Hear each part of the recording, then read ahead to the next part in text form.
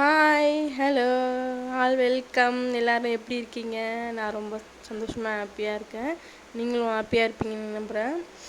இன்றைக்கி இந்த வீடியோவில் என்ன பார்க்க போகிறீங்கன்னா, பன்னீர் பட்டர் மசாலா தான்.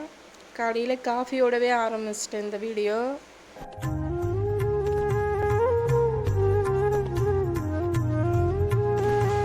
இங்கே போட்டிருக்கேன் பார்த்தீங்களா, இது வந்து என்ன செடினா காஞ்ச மிளகா விதையை வந்து தூவி விட்டுருக்கேன். நல்லா சூப்பராகவே நல்லா வளருது. ஓகே, பன்னீர் பட்டர் மசாலா தேவையானது வந்து பட்டை, சோம்பு, ஏலக்காய், அன்னாச்சிப்பூ இதெல்லாம் எடுத்துக்கோங்க. 2 தக்காளி, 3 வெங்காயம் வேணாலும் போட்டுக்கலாம். 2 பச்சை மிளகா அது எடுத்துக்கோங்க. இது வந்து அமுல் பட்டர் வந்து சால்ட்டட் வேணாலும் யூஸ் பண்ணிக்கலாம், சால்ட்டட் இல்லாதது யூஸ் பண்ணிக்கலாம். இது சால்ட்டட் இல்லாதது. அப்புறம் மில்க் மிக்ஸ், பன்னீர், ஃப்ரெஷ் க்ரீம் இது மட்டும் தான் தேவை.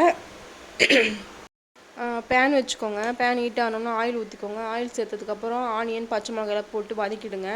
எல்லாமே ஒன்றாவே கொட்டி கூட வதக்கலாம். ஏன்னா நம்ம வந்து இது நல்லா வதக்கினதுக்கப்புறம் அரைக்க தான் போகிறோம். அதனால் எல்லாத்தையும் ஒன்றா கொட்டி வதக்கி வச்சுக்கோங்க.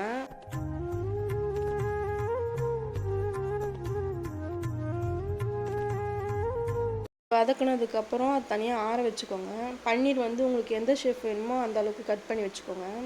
சைடில் வந்து பேன் வச்சுக்கோங்க. அது வந்து ஹீட் ஆனோடனே பட்டர் போட்டுக்கோங்க, சில்லி பவுடர் போட்டுக்கோங்க, இந்த பன்னீர் கட் பண்ணி வச்சுருக்கீங்களே அந்த பன்னீரும் போட்டுக்கோங்க. நல்லா போட்டு ரோஸ்ட் பண்ணிவிடுங்க.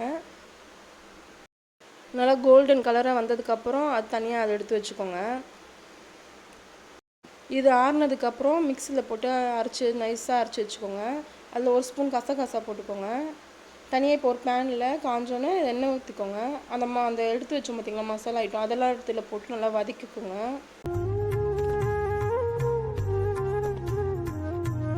வதக்கி முடிச்சதுக்கப்புறம் நம்ம அரைச்சி வச்சுருப்போம் பார்த்திங்களா அந்த பேஸ்ட்டு, அதுவும் ஆட் பண்ணிக்கோங்க.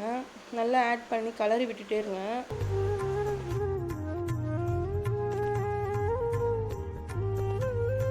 நல்லா கலரி விட்டதுக்கப்புறம் வீட்டு மிளகாத்தூள் 1 ஸ்பூன் போட்டுக்கோங்க, மஞ்சத்தூள் 1/2 teaspoon, chilli powder 1 teaspoon, garam masala 1 spoon போட்டுக்கோங்க. நல்லா போட்டு நல்லா கலரி விடுங்க. காரம் உங்களுக்கு எந்த அளவுக்கு தேவையோ அந்த அளவுக்கு ஏற்ற மாதிரியே போட்டுக்கோங்க. ரோஸ்ட் பண்ணி வச்சுருக்கோம் பார்த்திங்களா அந்த பன்னீரும் அது கூட ஆட் பண்ணிக்கோங்க. ஆட் பண்ணிவிட்டு கொஞ்சம் பட்டர் சேர்த்துக்கோங்க. அப்படியே உங்களுக்கு எவ்வளோ வேணுமோ டேஸ்ட்டுக்கு ஏற்ற மாதிரி சேர்த்துக்கோங்க. அப்படியே கொதிச்சதுக்கப்புறம் கஸ்தூரி மெட்டி அப்படியே தூவி விடுங்க. தூவி விட்டதுக்கப்புறம் ஃபைனலாக ஃப்ரெஷ் க்ரீம் உங்களுக்கு எவ்வளோ க்ரீமியாக வேணும்னா நல்லா அதிகமாகவே சேர்த்துக்கலாம். க்ரீமிங் கம்மியாக இருந்தால் ஓகே அப்படின்னாலும் கம்மியாக சேர்த்துக்கோங்க. சேர்த்துட்டு ஃபைனலாக இது முடிச்சிடும். நீங்களும் வீட்டில் ட்ரை பண்ணி பாருங்கள். ஓகே, பாய்.